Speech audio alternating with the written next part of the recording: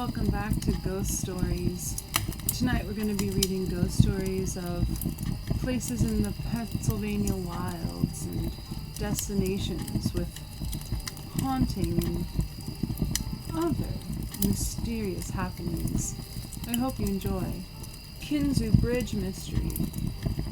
I've always wanted to take a trip to a Kinzua Bridge State Park in McKean County. However, for some reason, I never got around to making the 2-hour trip from our home to see the historic site. When my wife and I finally made the trip, the journey was a bit disappointing at first. My wife loves to travel to areas we haven't yet seen. However, she also likes to shop and do other things while we travel to a park or other destination. This trip seemed to be woods, and more woods. Something that we hadn't realized when we outlined our excursion. Welcome to Pennsylvania. Literally means Penn's Woods. Imagine it. Near Kinzua Bridge, they supposedly have Bigfoot sightings, by the way. However, this all changed when we finally reached our destination. After having a bite to eat thanks to our stop at a small locally owned grocery store, we walked the short distance from our picnic table to the bridge that was partially hidden by trees. My first thought when I looked upon this amazing structure can't be put into words. I was simply awestruck.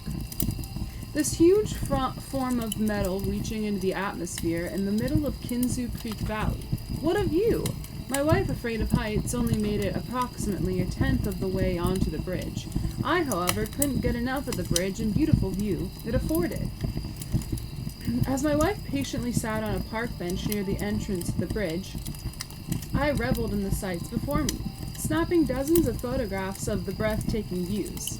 Being 225 feet from the ground below gives one impression of being in flight. For those of you who are afraid of heights, this is probably the most haunting part of the story. I only wish that my wife would have gotten her courage to accompany me on this trek across the valley below.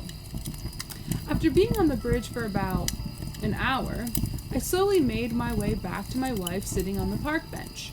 Being a surprisingly cool day for the month of August, I was soon alone on the bench as my significant other decided to head back to our car for some warmth. After all, it also seemed a storm was beginning to brew in the northwest. This is when I believe something out of the ordinary happened to me. Bigfoot came out of the woods and gave you a big old hug.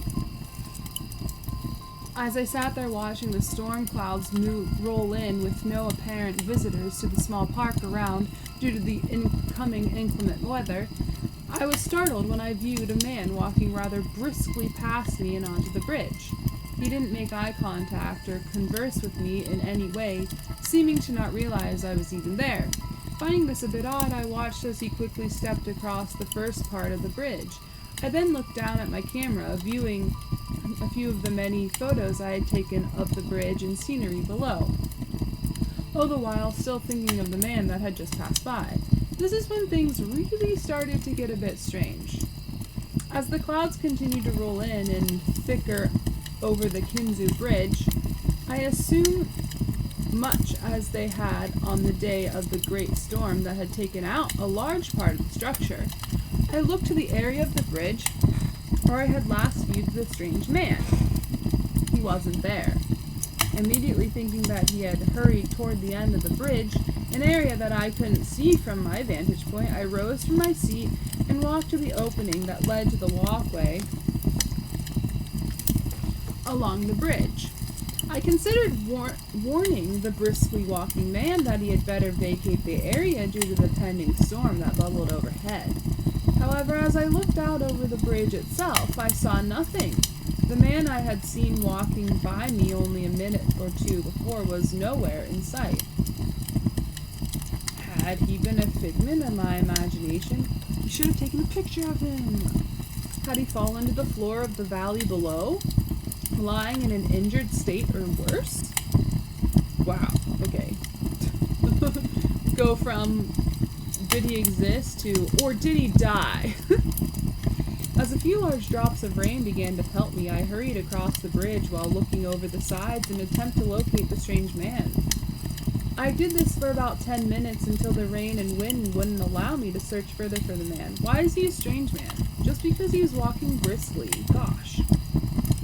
After hurrying to my car and telling my wife of the bizarre happening, I decided to wait out the strong storm and then have one more look for the person in question. As I looked across the uninhabited bridge, as well as every inch of the valley below, I couldn't help but wonder if I had possibly witnessed something or someone from the past that played a role in the construction of the historic structure. Had I seen what one would call a ghost? To make a very intriguing and frankly baffling and spooky story a bit shorter, I never did find the man or whatever it was, soul or physical being. And I did keep a close eye on news reports from that area of Pennsylvania with a concern for what I felt might have been a possible victim of a rain-soaked bridge. However, nothing was ever reported about anything out of the ordinary at the Kinzua Bridge State Park. Had I witnessed a ghost? A person long since turned to dust that had something to do with the bridge? Possibly on a venture to warn fellow workers on the bridge, long since departed, about the strong storm that was about to hit the area. I guess I'll never know the answers to my questions, as this is where my mind loses direction for possible answers to what presented itself to me on that extremely strange day. People that I confided in asked me what the man looked like and what he was wearing when I saw him. However, it happened so fast, all I could say is that he looked like every other person I've seen. Nothing out of the ordinary other than possibly older-looking work clothes. Then again, unless he was a worker or contractor hired by the Park Service, why would someone in work clothes be in a hurry to get across a bridge that now goes to nowhere? In conclusion, all I can say is that I possibly witnessed a ghostly apparition, an apparition that looked like a real honest-to-goodness human.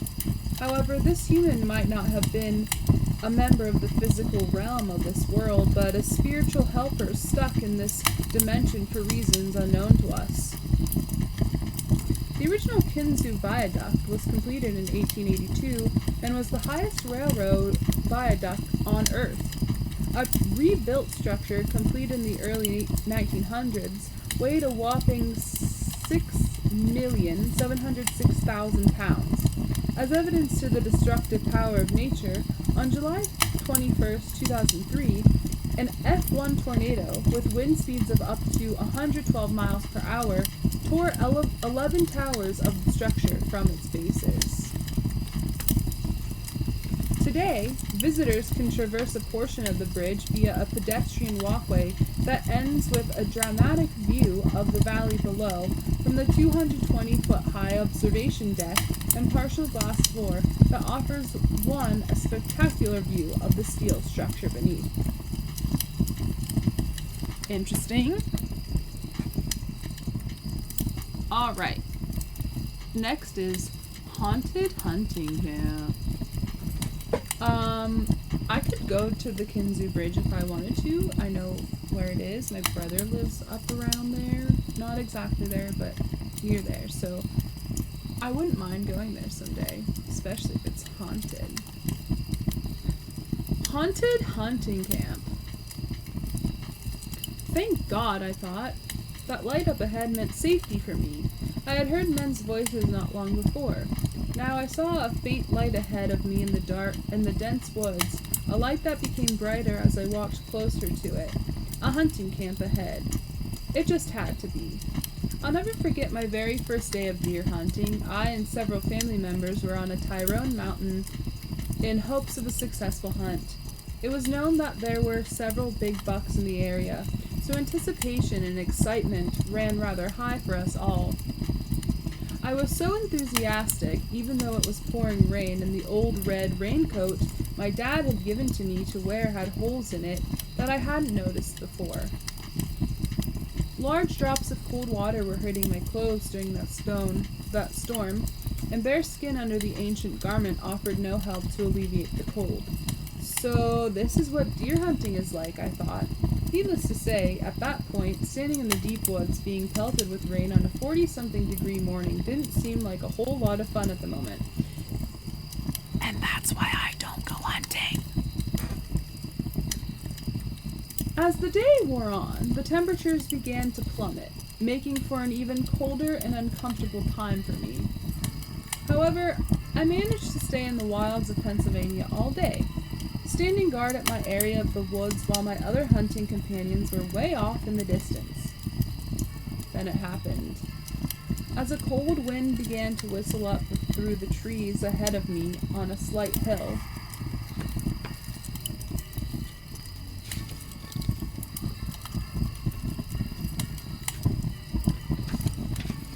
I ducked behind the large tree that I stood beside most of the day, leaning my gun against the front of the tree.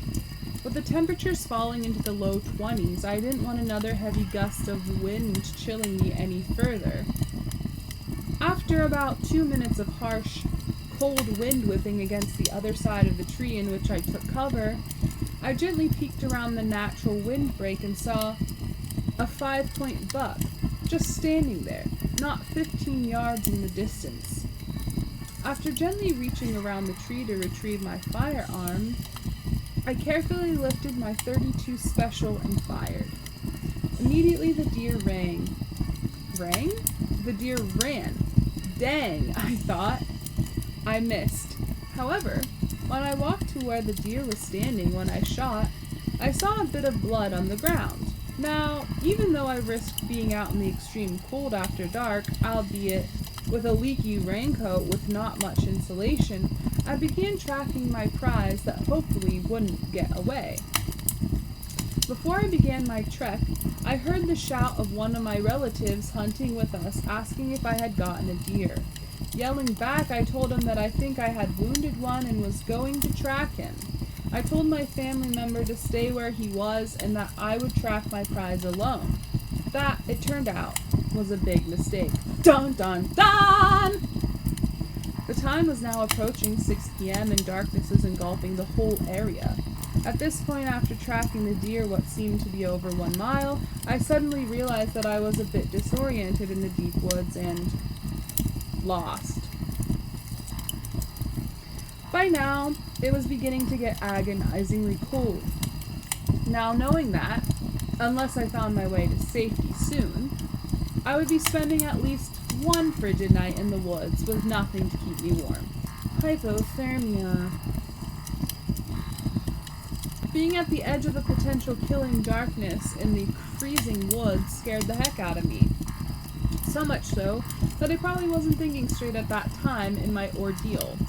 Hoping that someone would be out searching for me, I simply sat still and hoped and prayed that someone would find me soon, as the clothes I wore did little to shield me from the unbearable chill and wind that seemed to be creeping in my bones. Would I die out here, I wondered, on my first day of hunting deer in central Pennsylvania? How far had I walked away? Oh, had I walked anyway? And where the heck was I? I could only think of survival out here in the middle of nowhere now. Darkness was intense at this late hour and a bit much for me to handle. I began to panic, rightfully so, as I now realized that I could possibly very easily die out here from hypothermia. Ding ding ding! I simply sat, shivered uncontrollably, and waited, either for some help from somewhere, or possibly death from the cold. Why haven't I heard from anyone searching for me, I wondered. Then, after what seemed like hours, as I listened, I heard a faint sound in the distance. This could be my rescuer, I thought. Or a coyote. A bear, whatever. Oh, bears are warm. Snuggle up to a bear. After rising, I placed my field glasses to my unbelievable yet thankful eyes. What I saw through the lenses made me utter a small cry. There, about 3/4 mile in the distance, looked to be a lighted hunting camp with several men inside, undoubtedly talking of their day's hunt and having a bite to eat with a few beers. I stumbled through brush and downed small trees in the direction of the light and sound, shivering violently all the way. There in the distance, between myself and a small valley ahead, was the glow of light, a camp, hunters celebrating their day of hunting with food and drink. Thank God, I thought, I'm safe now, still unbearably cold, but safe. As I descended into the small valley ahead, my eyes now could not view the saving light of the hunting camp, now probably 1/4 mile in the distance, but that was okay, as my life-saving building was only a short distance away. As the lay of the land now offered no clue to the camp ahead due to my standing lower than the ground that supported the camp, I now rushed all the more to climb the small hill ahead so I wouldn't lose sight of my saving light and sound, even though I knew it was there. However, as I reached the top of the small ravine, there was no light to see and no sounds to hear. What had happened to me? Was this some sort of cruel joke to a young man about to freeze to death? Immediately thinking that I had experienced a sort of mirage, concluding that my freezing body was within a short distance of warmth, only to find that I must have imagined the whole thing, I crumbled to the hard, damp ground in defeat. After some time of feeling that I'd been betrayed by my eyes, I slowly and agonizingly rose to my feet and walked the remaining distance to where I thought I had seen the lighted hunting camp. Much to my surprise, when I reached the area where I thought I had seen a manned hunting camp, there was actually a camp there. However, it must have been occupied by the dead when I saw it, as it looked like it hadn't been used in years. Now I wondered what in the world was going on with me. Only 20 minutes or so before, I saw a lighted hunting camp being used by apparently several men. Now as I walk up upon the area where I saw the scene, the place is abandoned and looks like a ghostly building in the middle of the woods. Did I really witness a camp inhabited by ghosts? Or was my freezing brain wishing that I was within walking distance of safety and warmth? At this point, all hope for anyone finding me before dawn went by the wayside. I knew by now that if anyone found me soon, I'd at least need hospitalization for frostbite. To make matters worse, the road that led to the camp seemed not to have been traveled on this hunting season or a few seasons in the past. I now just waited in the cold and dark, not expecting to be found until, well, who knows when. That's when my luck began to change. As I sat on what was the crumbling porch of the old camp, I spotted a light coming nearer to me, traveling on this semi-grown-in road. It was a truck with people that had been looking for me throughout the night. Apparently all of the people searching for me were looking in another area of the woods, as I had traveled far away from where they originally thought to look. It was only by chance, or was it, that these people in the truck happened upon this old, forgotten road and found me when all seemed lost to me. Needless to say, I was beyond overjoyed.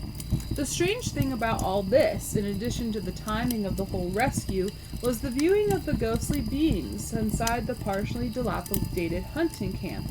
Apparently, the one-time used camp belonged to a group of older hunters that eventually died off one by one. At least that's what I was told by my rescuers. Now the camp was empty. Or was it? Could the dead have played a part in my rescue? Was this strange coincidence of me viewing a long-forgotten camp in full operation a gift from God to lure me onto the road for my eventual rescue? Or could the ghostly occurrence have been just that? This lost and freezing hunter seeing long-dead hunters from a long-lost era, still having a beer or two, along with some cooked venison over a fire that hasn't existed for years? In closing, I'll leave the conclusion to this weird story up to you. Very interesting. Very interesting. Over the skies of central Pennsylvania. As a part of this book's title implies, this publication contains a small percentage of stories that deal with unexplained as opposed to spiritual happenings. While this author will not likely relegate the following type of report to this compilation of stories, what follows concerning a possible encounter with an unidentified flying object, or UFO, has been offered to this author as something that cannot be dismissed. Much has been written concerning the UFO phenomenon in the recent and not so recent past.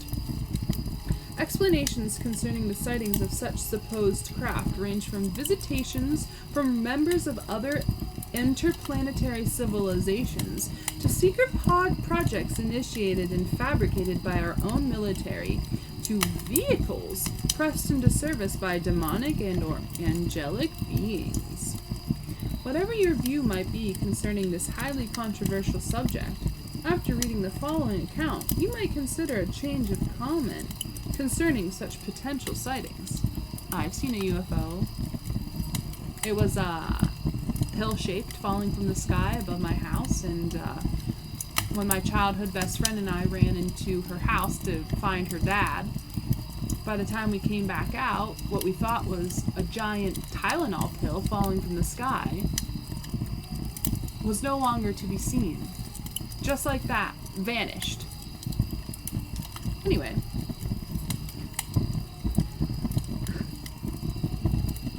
While traveling near the Woodland exit on Interstate 80 in the state of Pennsylvania, we love Interstate 80.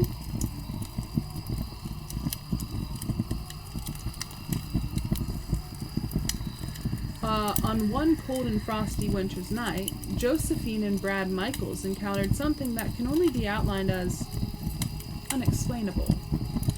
As their car proceeded eastward, a shimmering light appeared in the sky. After viewing the strange hovering light for some time, Brad jokingly stated to his wife that there was a UFO on the horizon, ahead of their traveling auto. Not uttering a word in reply, Josephine simply looked on at the shimmering light in the distance. Mr. Michaels explains the following happenings concerning their strange encounter. We continued traveling up the interstate, all the while looking at this strange light in the sky. I've seen planes and other things in the sky that I could identify, but there was something strange about this thing. Although it wasn't right on top of us, we could see that the thing looked like a shallow oval shape with the middle of it protruding up a bit.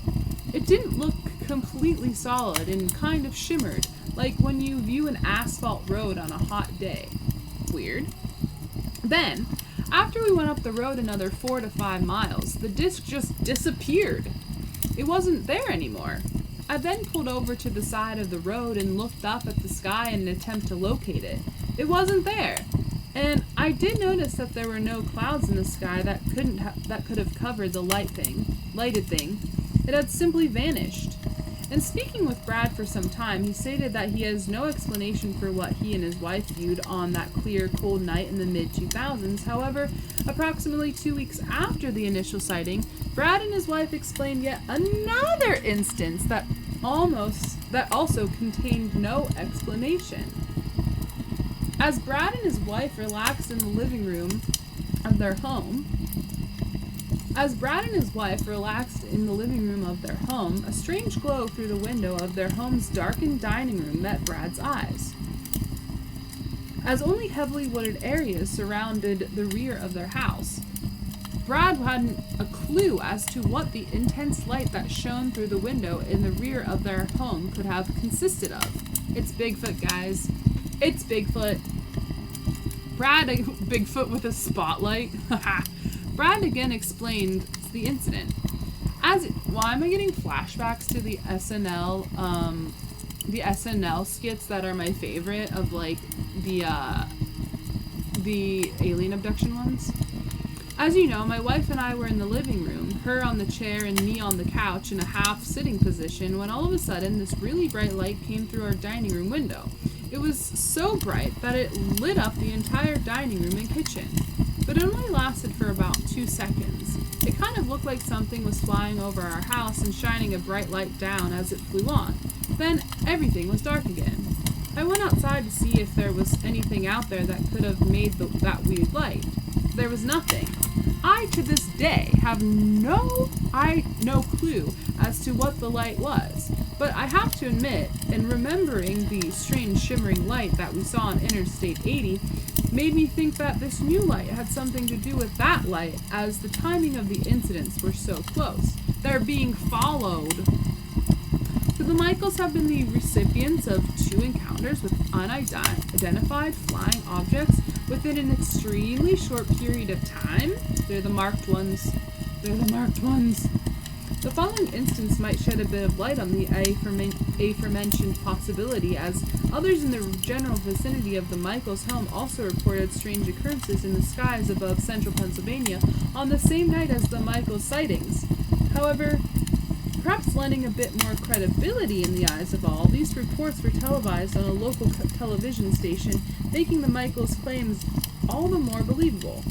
The day following the Michaels sightings, television station WTAJ in Altoona, Pennsylvania, opened their evening news report with strange lights in the sky viewed by several witnesses in the State College area. The report told of several individuals witnessing the aforementioned lights hovering in the sky near State College and Penn State University, a mere 5 minutes after the bright light was viewed shining in from outside the Michaels' dining room. Incidentally, considering the layout of the Michaels' home and the proximity of their dining area, the light that was viewed that night by Brad would have been traveling in an east-southeast direction. This would place the trajectory of the object in question on a direct path to State College area. Unfortunately, as these conclude the reported sightings of the eerily glowing lights, the witnesses' accounts seemingly end the possibility of uncovering the source of the hovering lights in the skies over central Pennsylvania. On this cold, dark winter's night, did several individuals view an authentic, unidentified flying object, or is there a more rational explanation for what was undoubtedly witnessed on this midwinter's night? In closing, this author will leave you with a small part of a conversation that I had several years ago with an unidentified worker at the Pentagon. Okay, sure. In Washington, D.C. While on the subject of unidentified flying objects, he would neither confirm nor deny their existence. He only stated that he had witnessed things that you wouldn't believe. That guy's dead now. I pressed the issue no further, nor did he seem to want to divulge anything further than he already had. Past terror, present horror. I have always been a bit of a free spirit, dare I say an outcast from the norm. Even as a small child, my thoughts that were shaped by what some would say unconventional ideas seemed to proliferate. Adventure to me was not deemed mere adventure to others. Adventure to me was not deemed mere adventure to others. It was often looked upon as sheer recklessness. Now, at a somewhat advanced age, I am still in search of the odd adventure that most would feel a bit uneasy in pursuing. With this mindset still gnawing at my entire being, I began preparations to travel to an out-of-the-way area of the country, an area in Pennsylvania that, I reasoned, has not been seen by many from this age. Even though adventure plays a major role in my life, I also relish the stillness too at times.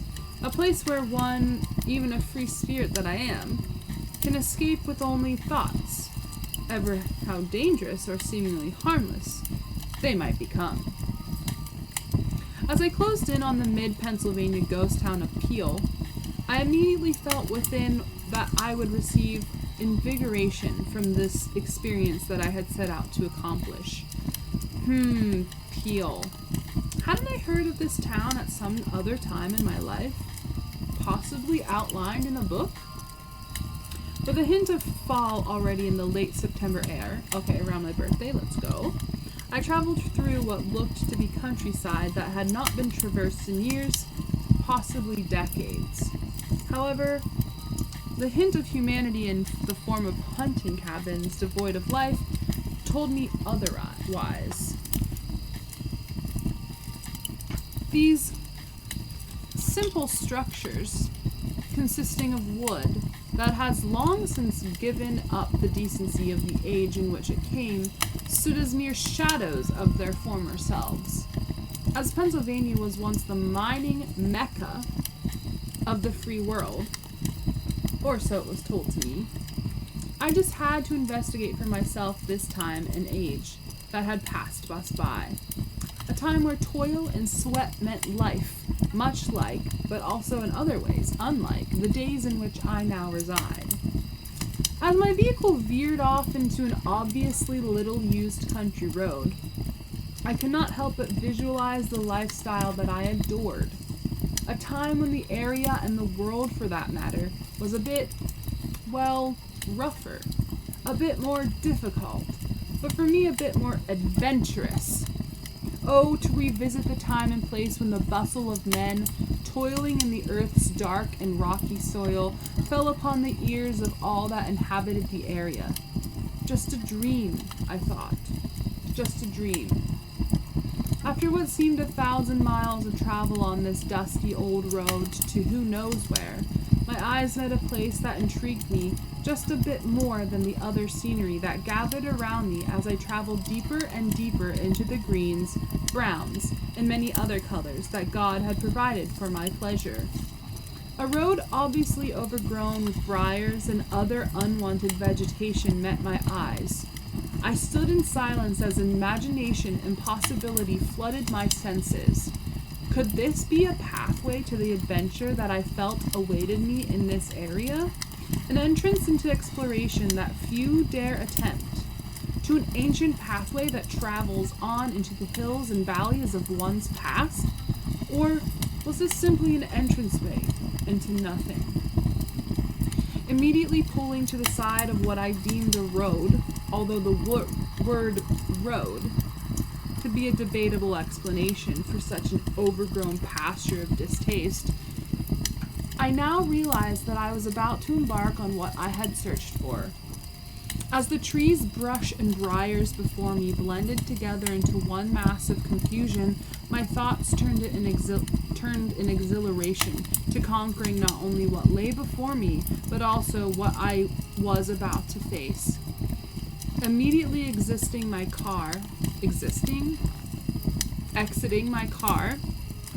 I was engulfed with the many facets of nature that I felt I could now call my own. Was I this day to be one with all that God had allowed me to view, sense, and experience?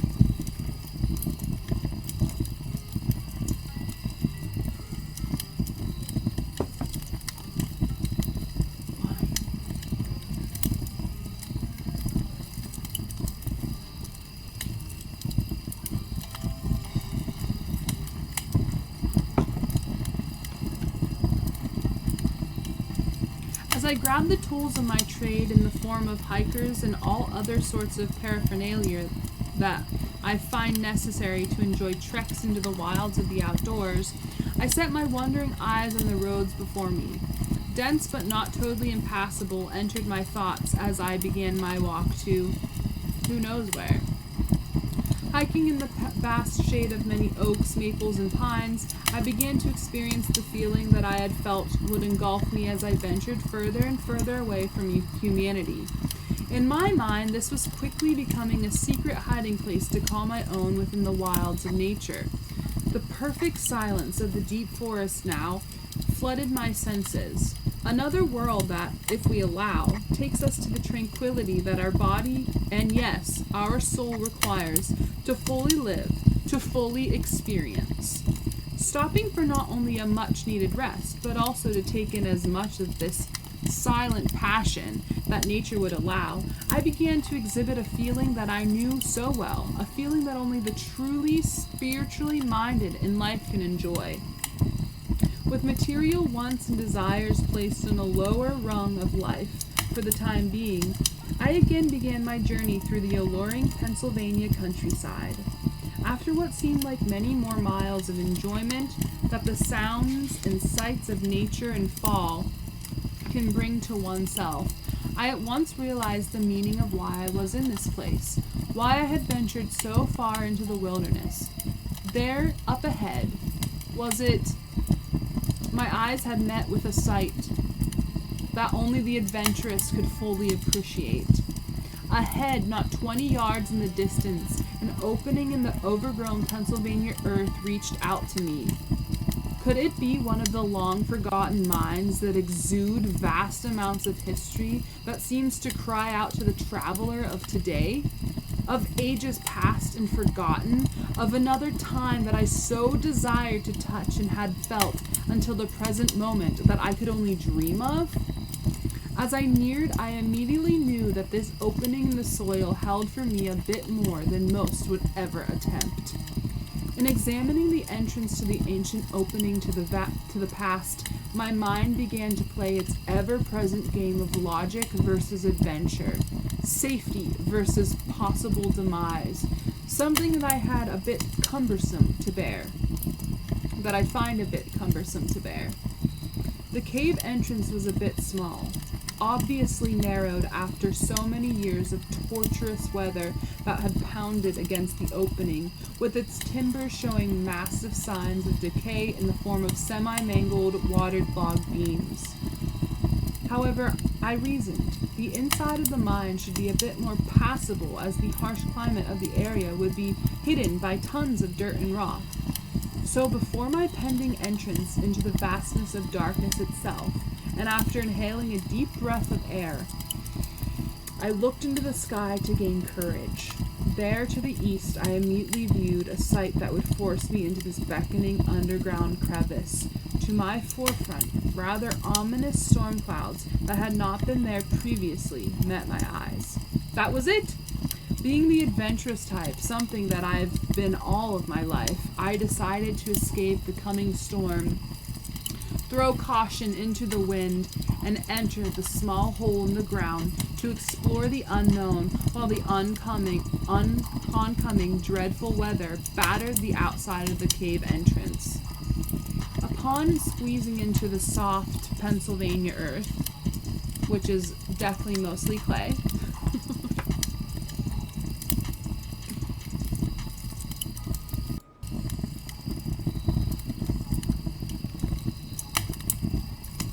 I noticed with the assistance of a flashlight that the inside of the cavern was not what I had expected. Dripping water met my ears as I looked on at timbers precariously lining the walls of the dilapidated cave. A damp, musty odor filled my nostrils as I looked on in uneasy horror at the area in which I would walk. The small hole to my rear beckoned me to leave this place of possible unheard and of unwanted catastrophe, but my adventurous disposition forced me to place all budding fears aside and continue on inside this black dungeon. After all, this is why I had traveled to this nearly barren area in the first place, to experience the dangerous and the unknown, to tread upon land that has since been relegated to the scrap heap of Pennsylvania terrain. As I walked through ancient areas where men at one time toiled in exchange for funds to provide for families long since gone from this place, I again began to feel a bit uneasy. Pondering the past and what it meant to the society of men, as I prodded on in this long-forgotten hole in the earth, placed new fears within my senses, fears that we all have when trading peace and comfort for the exhumation of the past. However, as this uneasy feeling had been experienced by myself in numerous other journeys into potential danger, I placed my feelings of the unknown past aside and walked further into the mountain. Should I be taking on the distant past? This ancient place of the unknown of this day and age? Shouldn't I be listening to my sixth sense telling me to escape while you can? Again, I pressed on. After all, my mind quickly attempted to reason with my doubts. This was only an old cave that should be strong enough to stand for, well, until I find what it is that I've been called here to look for. After what seemed that I had traveled miles within the cave, I immediately and without warning came upon what I felt would prove to be an ending to my adventure, albeit a potential escape route to release me from my fears. Or would it? As my light shined upon what appeared to be a massive wall of dirt and rock a mere 75 feet in the distance, I breathed a defeated sigh.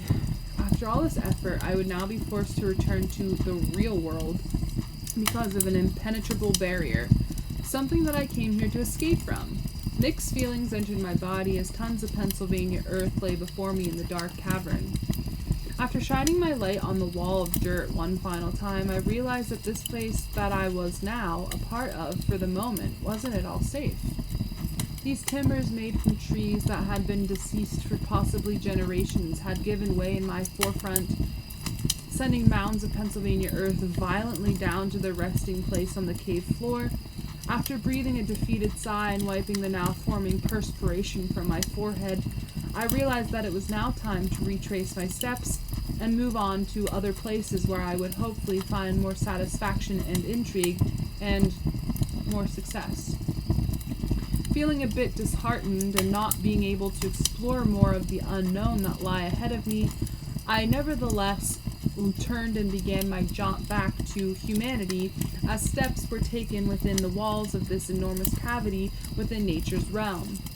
However, what seemed like only mere moments after I had placed my back to the massive wall of dirt and debris, my ears experienced a sound that at once sent a chill up my spine and into my unbelieving brain. I was sure of it. A faint human voice, asking, pleading for help.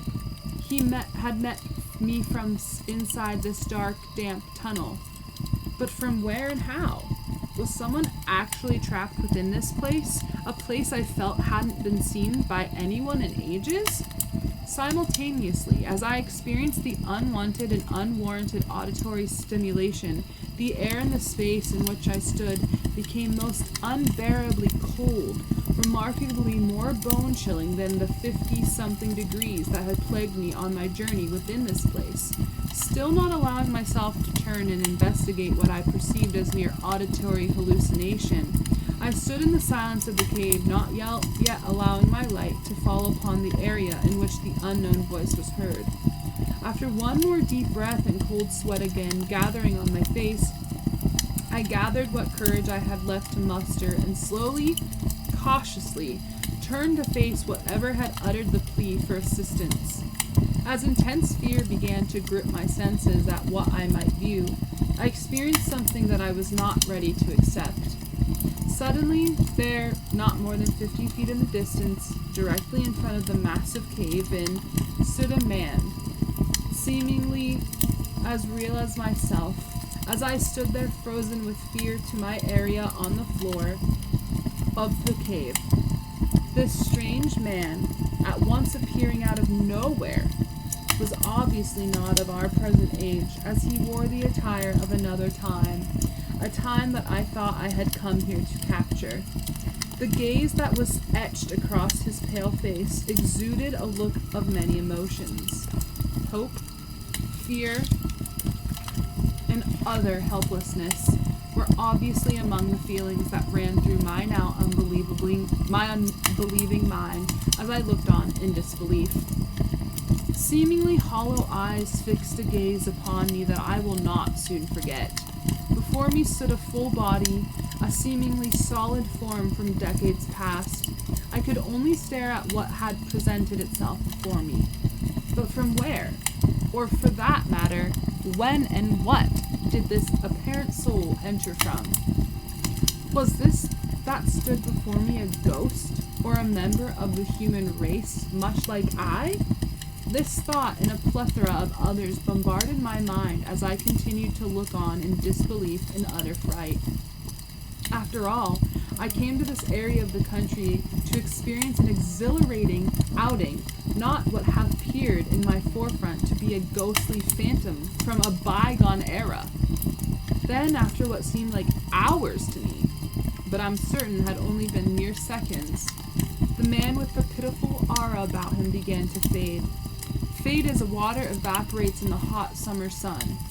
Now, I was sure that this was a soul from another time in the history of this great land.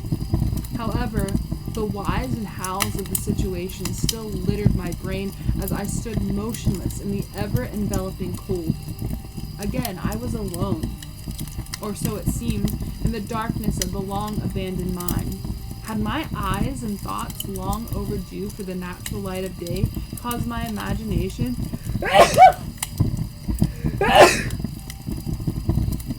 Had my eyes and thoughts long overdue for the natural light of day caused my imagination to run wild with an apparition that couldn't have been real? Couldn't have even existed, but only in the dark recesses of my inner self? With my senses now bombarding me with many thoughts, emotions, and a numerous amount of questions about what I might have seen, I slowly walked a bit closer to the area of the apparition, reasoning that most would abruptly exit the deep crevice in the Pennsylvania earth for the light of day after viewing such a sight.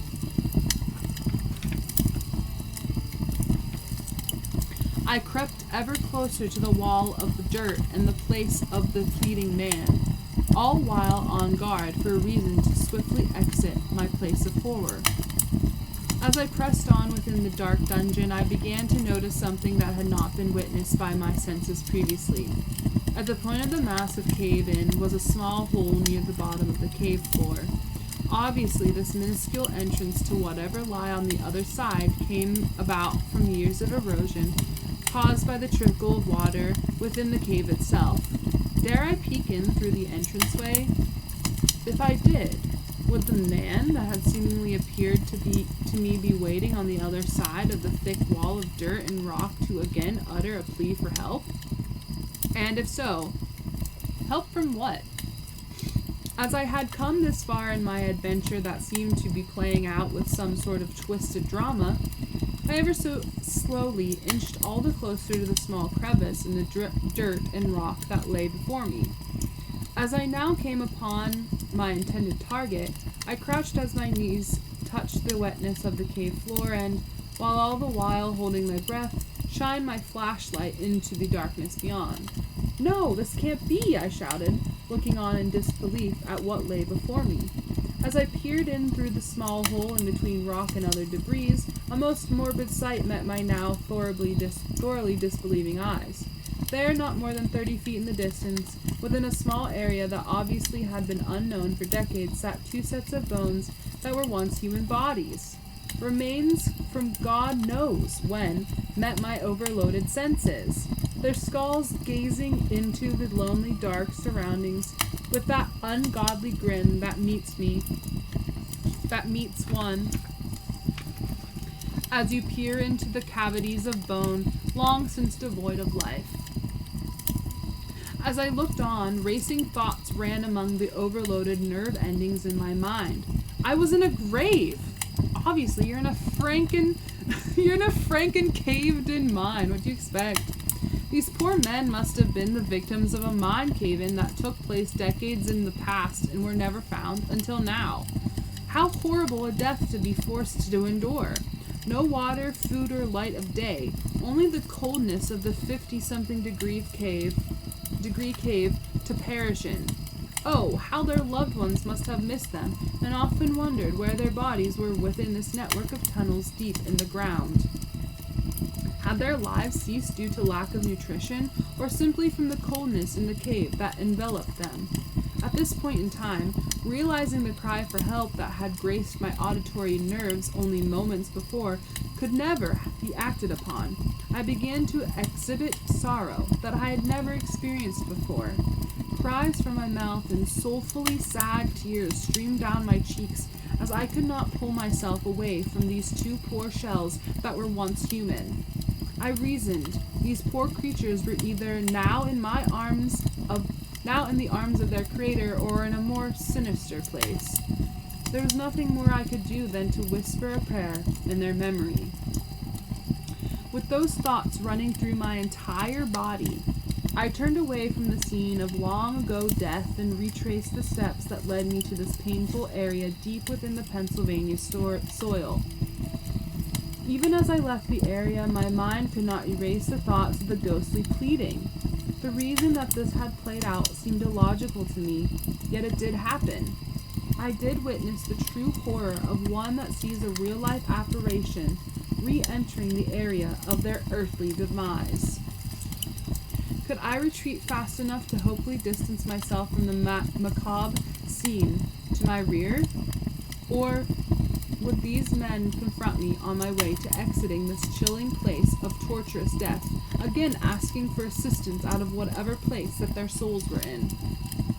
Now moving quickly through the dark, damp, rectangular opening in the earth, the odor of stale air engulfed me as I ran. With my light illuminating the path to much anticipated freedom, endless drips of water fell from the cave roof, dampening my hair and body, something that I hadn't noticed before. Only wanting to leave this horrid place, I attempted to quicken my steps, but only slipped in the wetness of the earth below my feet. And rising from a semi-prone position on the damp cave floor, I heard something that I feared I would.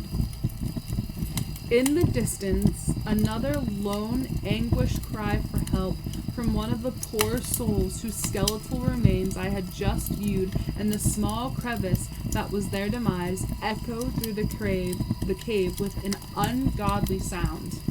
Was I merely using unwanted imagination that it seemed I was being followed by the dead?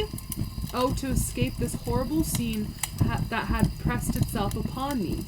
However, I could only move as quickly as my feet would allow in the cramped confines that was my temporary place of terror. His temporary tomb. Then, thankfully, as quickly as it had forced itself upon me, I was free from the nightmare that had entered my adventure. I'm sorry, but what was he expecting to find? What were you expecting to find in a freaking abandoned mine? I awoke to my telephone ringing sharply within my ears. What? As I cleared the cobwebs out of my head from what I apparently thought I had witnessed, I reached across my bed and grasped the object that had so unceremoniously jolted me awake, still unsure of my immediate surroundings from experiencing the shock of such gruesome sights.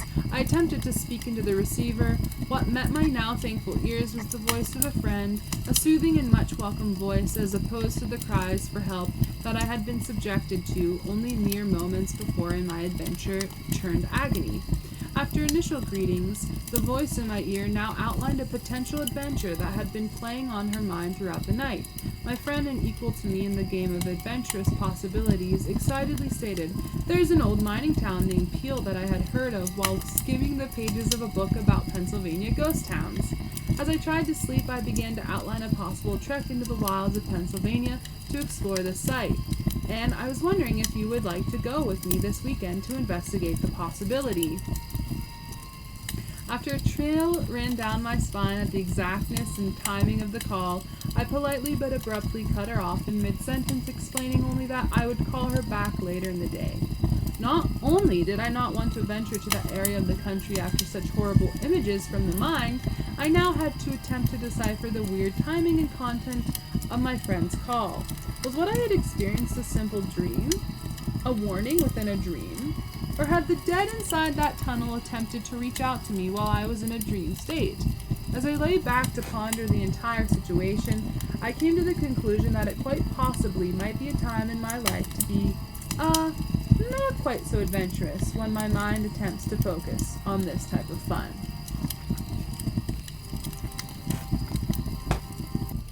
I hope you guys enjoyed those stories tonight, and I look forward to seeing you guys tomorrow and the last day of Ghost Stories. And until then, I hope you sleep well. Bye!